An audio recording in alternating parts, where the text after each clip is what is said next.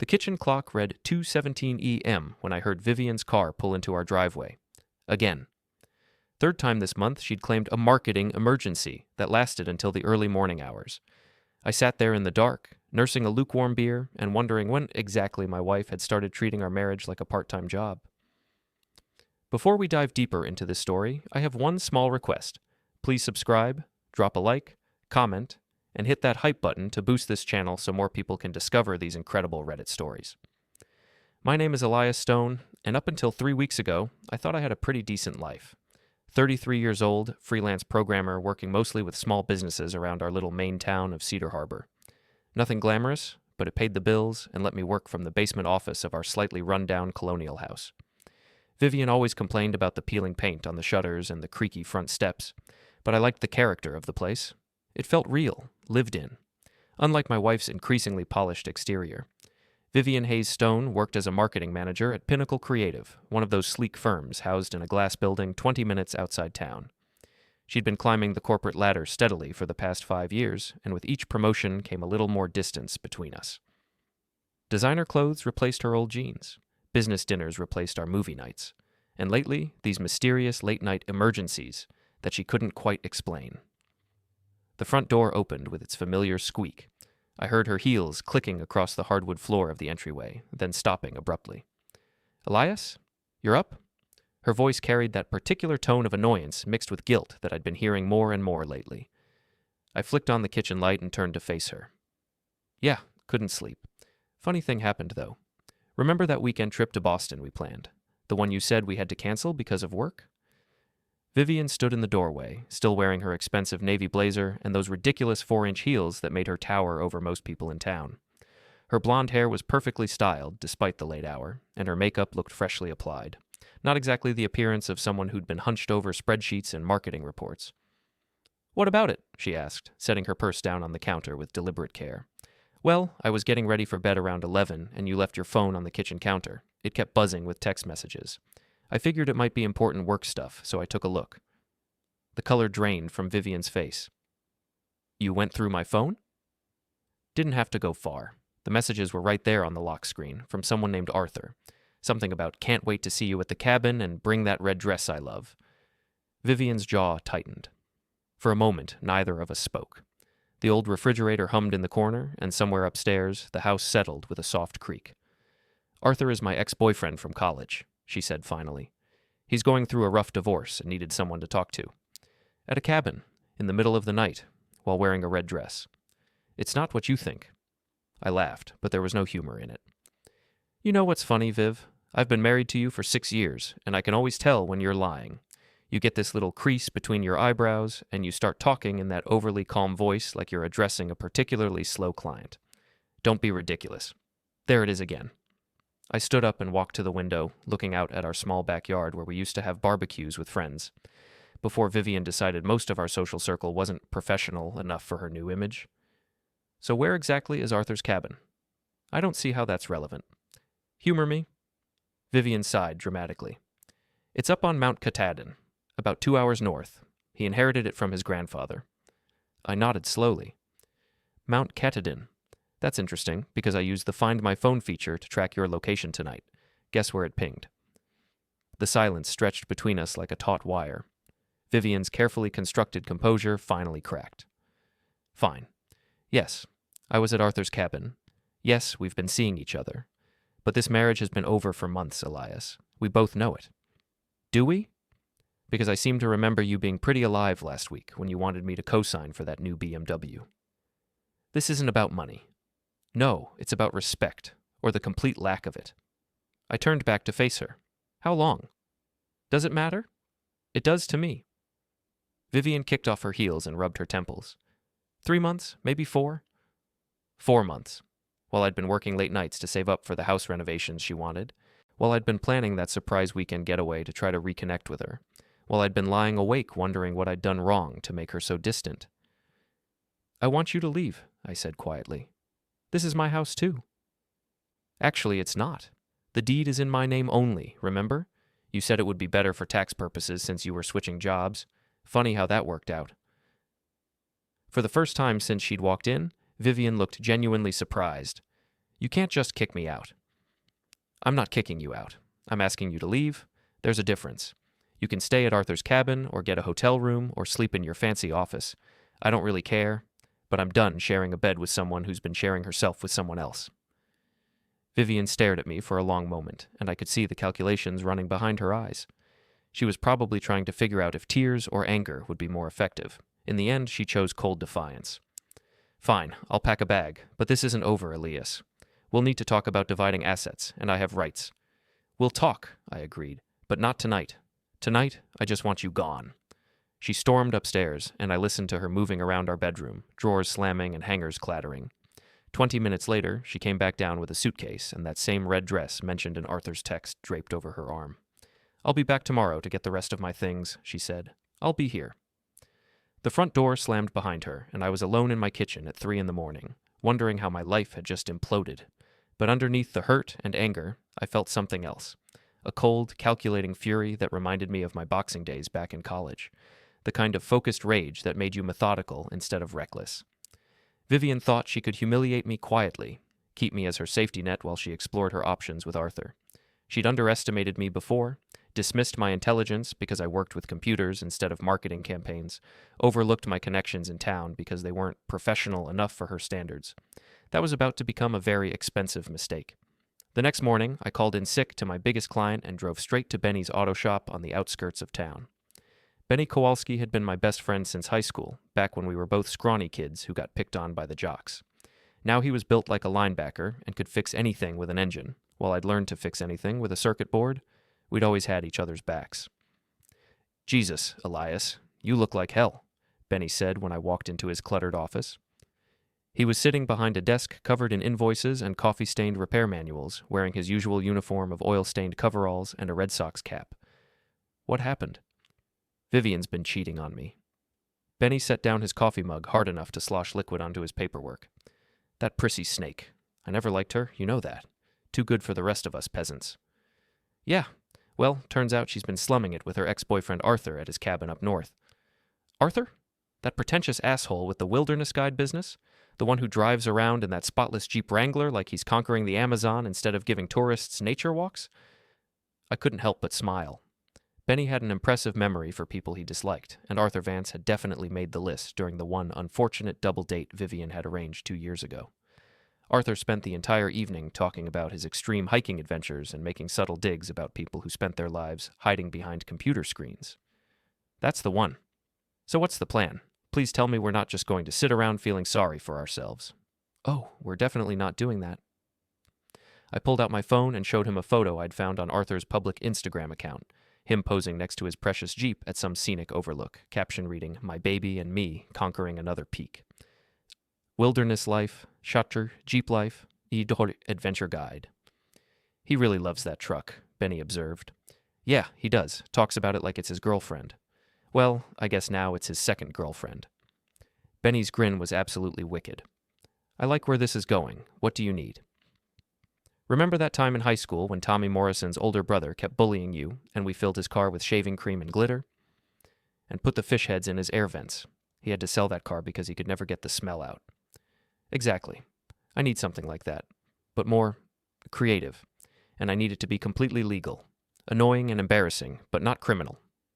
Benny rubbed his chin thoughtfully. I've got some ideas. When's the next time Loverboy's going to be away from his precious vehicle? According to his Instagram, he's got a 3-day wilderness photography tour starting tomorrow. Leaves his Jeep at the trailhead parking area up on Route 201. Perfect. That gives us time to gather supplies and plan this properly. Benny stood up and walked over to a cabinet filled with automotive supplies. You know, I've always wondered what would happen if someone accidentally put sugar in a gas tank. I thought that was just a myth. Oh, it is. Sugar doesn't actually damage the engine, but it does create a sticky mess in the fuel system that's expensive and annoying to clean out. Completely reversible, but it'll keep his Jeep in the shop for at least a week. What else? Well, there's this stuff called liquid ass. It's a novelty stink spray that smells like, well, exactly what you'd think. A few drops in the air vents, and every time he turns on the heat, or AC, he'll think something passed in there. Exactly. And then there's my personal favorite. Benny pulled out a can of something called deer scent attractant. Hunters use this to lure deer during hunting season, but it also attracts every fly, wasp, and other bug within a half-mile radius. Spray it under the vehicle, and his precious Jeep becomes a mobile insect convention. I was starting to feel better already. This is all legal? Completely. Annoying as hell, but not criminal. The sugar thing is technically vandalism, but it's minor enough that most cops would just tell you to work it out yourselves, especially if Arthur can't prove who did it. And you're sure this won't cause permanent damage? Scout's honor. Well, I was never actually a scout, but you get the idea. The worst thing that happens is he spends a few $100 getting his fuel system cleaned and his interior detailed. Consider it a stupidity tax. We spent the next hour planning out the details. Benny would provide the supplies and technical expertise, while I handled the timing and logistics. The beauty of the plan was its simplicity. We'd strike while Arthur was away on his photography tour, leaving no witnesses and no way to trace it back to us. There's one more thing, I said as we were wrapping up. I want to document Vivian's reaction when she finds out her boyfriend's life is falling apart, but I need to do it in a way that doesn't make me look like the bitter ex-husband. What are you thinking? I'm thinking I need to look like I'm moving on, fast, and very publicly. Benny raised an eyebrow. You got someone in mind? Maybe. Remember Maya Rodriguez from high school? She's a travel photographer now, based out of Portland. We've stayed in touch on social media. The one who used to have a crush on you senior year? That's the one. She's gorgeous, successful, and according to her Instagram, she's currently single and traveling around taking amazing photos in exotic locations. And you think she'd be willing to help you make your cheating wife jealous? I think she'd be willing to help an old friend who's going through a rough time, especially if that help involves a free weekend trip somewhere warm and photogenic. Benny nodded approvingly. I like it. Vivian thinks she can trade up to Mr. Adventure Guide. Meanwhile, you're posting pictures of yourself with a professional model on some tropical beach. Exactly. Let's see how superior Arthur feels when his girlfriend starts wondering why she downgraded. I left Benny's shop feeling more energized than I had in months. For too long, I'd been playing defense in my own life, trying to figure out what I'd done wrong, how I could be better, what I could change to make Vivian happy. Now it was time to go on offense. The drive home took me past Pinnacle Creative's glass office building. I could see Vivian's BMW in the parking lot, the one I'd co-signed for just 2 months ago. That was another conversation we'd need to have soon, along with the joint bank accounts, the credit cards, and all the other financial entanglements that come with 6 years of marriage. But first, I had a phone call to make. Maya answered on the second ring. Elias Stone, this is a surprise. How are you? I've been better, actually. Listen, I know this is going to sound crazy, but are you free this weekend for a last-minute photo shoot? I'll pay your full rate plus expenses. What kind of photo shoot? The kind where a recently separated guy needs to look like he's having the time of his life somewhere tropical and Instagram-worthy. There was a pause. Oh my God, did Vivian finally show her true colors? You could say that. That manipulative snake. I never understood what you saw in her. She always acted like she was doing you a favor just by being seen with you. I'd forgotten how direct Maya could be. It was refreshing after years of Vivian's passive-aggressive communication style. So is that a yes? Hell yes. I've got a shoot in Barbados that I can extend through the weekend. Can you get there by Friday? I can get there by tomorrow if necessary. Perfect. Text me your email and I'll send you the details. And Elias, this is going to be fun. It's about time someone knocked that woman off her high horse. After we hung up, I sat in my car outside Pinnacle Creative for a few minutes, watching people in expensive suits hurry in and out of the building. Somewhere in there, Vivian was probably telling her colleagues some sanitized version of our separation. Poor her. Married to a man who didn't understand her ambition. Poor her. Stuck with someone who wasn't sophisticated enough for her new lifestyle. By the time I was done, she'd be begging for sophisticated. Thursday evening, I got the text I'd been waiting for. Heading out for the photography tour. 3 days in the wilderness with no cell service. Can't wait to disconnect from all the drama. Wilderness therapy. Digital detox. Arthur's Instagram post included a photo of his loaded Jeep at the Route 201 trailhead, hiking gear visible through the windows. He was grinning at the camera with that cocky smile that made me want to punch him through the phone screen. Perfect timing, I texted Benny. Target acquired. On my way, meet you at the usual spot in 20. The usual spot was a 24-hour diner called Mel's, halfway between town and the trailhead. It was the kind of place where truckers and shift workers grabbed coffee and pie at all hours, and nobody paid attention to two guys having a quiet conversation in a corner booth. Benny arrived carrying a gym bag that clinked softly when he set it down. Got everything we need. Sugar, liquid ass, deer scent, and a few extra surprises I thought of. What kind of surprises? Biodegradable paint markers. Washable, but it takes some serious scrubbing to get off. I figured we could leave a message. What kind of message? Benny grinned. How about home wrecker in big letters across the windshield? That's not subtle. Subtle is overrated. Besides, it's not like he can call the cops and report that someone accurately described his behavior. We drove separately to the trailhead, parking a quarter-mile away and hiking through the woods to avoid the main access road.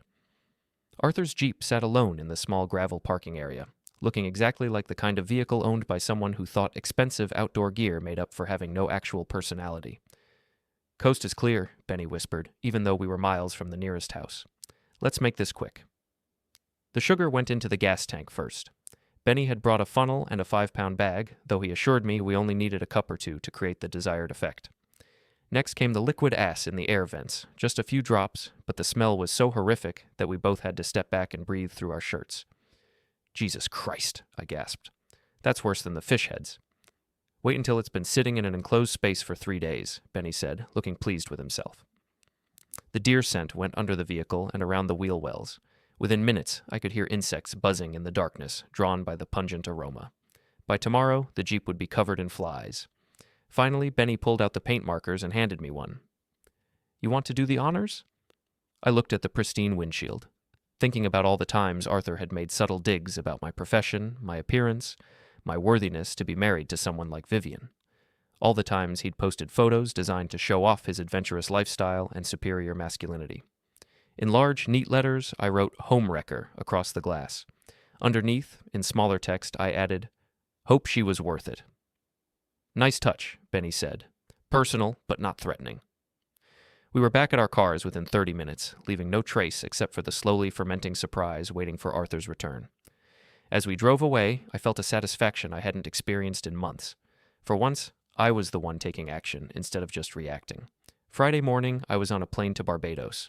Maya met me at the airport wearing a sundress that probably cost more than my monthly car payment and a smile that reminded me why I'd had such a crush on her in high school. She'd grown into her looks over the years, developing the kind of effortless confidence that comes from traveling the world and being good at what you do. You look like hell, she said cheerfully, giving me a hug that smelled like expensive perfume and coconut sunscreen. But that's okay. A little tropical sun and some good photography will fix that right up. The resort she'd chosen was the kind of place where celebrities went to avoid paparazzi. Private, exclusive, and ridiculously photogenic. My room had a view of white sand beaches and crystal clear water that looked like something from a postcard. So what's the story we're telling? Maya asked as we sat by the pool that afternoon, her camera equipment spread out on the table between us. Simple. Recently separated guy treating himself to a long overdue vacation with an old friend who happens to be a successful photographer and model. And the goal is to make your cheating wife realize what she's losing? The goal is to make it clear that I'm not sitting at home crying into my beer while she's off playing house with her boyfriend. Maya nodded approvingly. I can work with that, but I'm going to need you to actually look like you're having fun. No brooding or looking tragic. This is about showing her that you're thriving without her. She was right, of course. The whole plan would backfire if I looked miserable in the photos. So I made an effort to actually enjoy myself. We spent the afternoon by the pool, then moved to the beach for sunset shots. Maya was a professional, directing me through poses and expressions with the same confidence she probably used with actual models. Okay, now I want you to laugh, she said, crouching in the sand with her camera. Think about something genuinely funny. Like what? Like the look on Arthur's face when he gets back to his Jeep. That did it.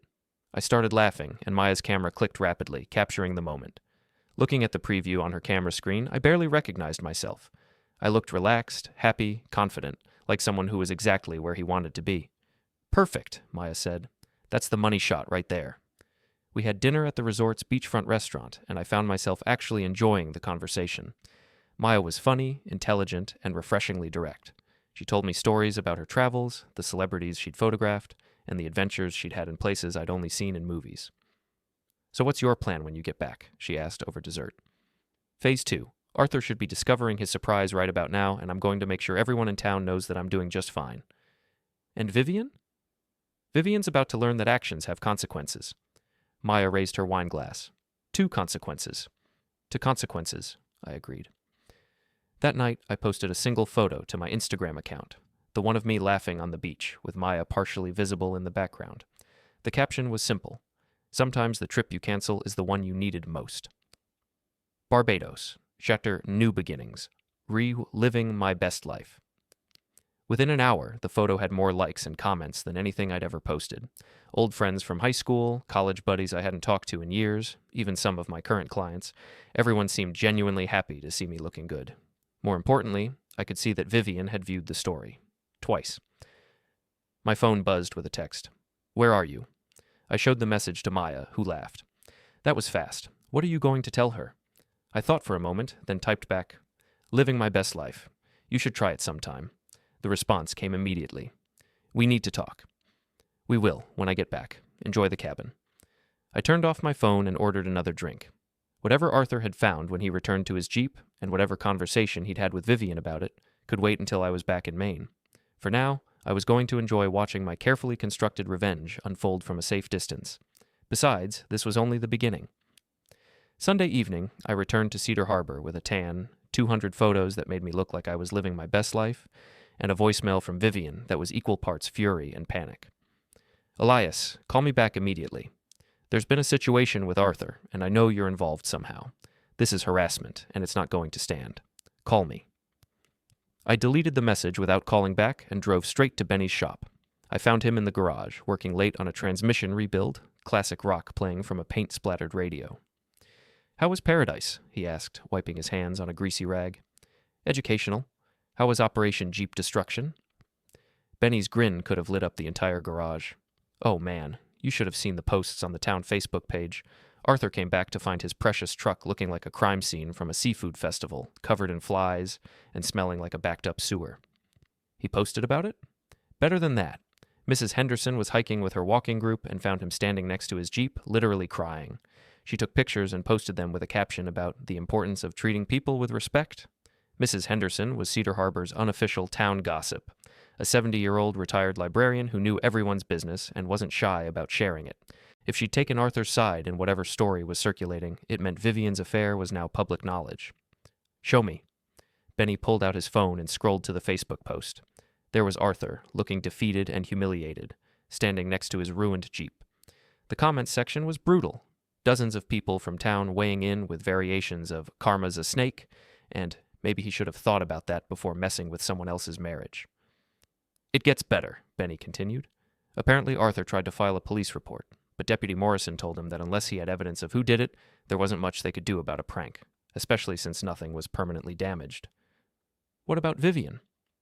"Oh, she's been making the rounds, trying to control the narrative, but it's not working. Linda from her office has been telling people that Vivian called in sick 3 times in the past month, always on days when Arthur posted photos from his cabin." Linda was Vivian's office rival, a sharp-tongued woman who'd been passed over for the promotion that Vivian eventually got. If she was spreading gossip about Vivian's affair, it would be detailed, accurate, and devastating. "Speaking of Linda," Benny said, "she stopped by yesterday asking if I had your number. Said she had some information you might find interesting." "What kind of information?" "The kind that involves Vivian's expense reports and some creative accounting regarding her business trips." That was interesting. Vivian had always been meticulous about keeping her work life separate from our personal drama. If Linda had found something worth sharing, it meant Vivian had been sloppy about covering her tracks. "I'll call her tomorrow. Right now, I want to go home and see what kind of welcome committee is waiting for me." The house was dark when I pulled into the driveway, but I could see a car parked across the street, Vivian's BMW. She was sitting in the driver's seat, probably working up the courage to confront me. I decided to make it easy for her. I walked over and tapped on her window. She rolled it down, and I could see she'd been crying. Her makeup was smudged, and her usually perfect hair looked like she'd been running her hands through it. "We need to talk," she said. "I figured. You want to come inside, or do you prefer the dramatic parking lot confrontation?" "Inside." The house felt strange after 3 days away. Too quiet, too empty, like a stage set waiting for the actors to return. Vivian followed me into the kitchen and sat down at the table where this whole mess had started. "I know you did something to Arthur's Jeep," she said without preamble. "Did I? That's a serious accusation. Do you have any proof?" "Don't play dumb, Elias. The timing is too convenient. He goes away for 3 days, comes back to find his truck vandalized, and meanwhile you're posting pictures of yourself living it up in the Caribbean with some model. Maya's a photographer, not a model, and she's an old friend who was kind enough to help me document my first vacation in 3 years. This is harassment. No, this is consequences. You want to have an affair? Fine.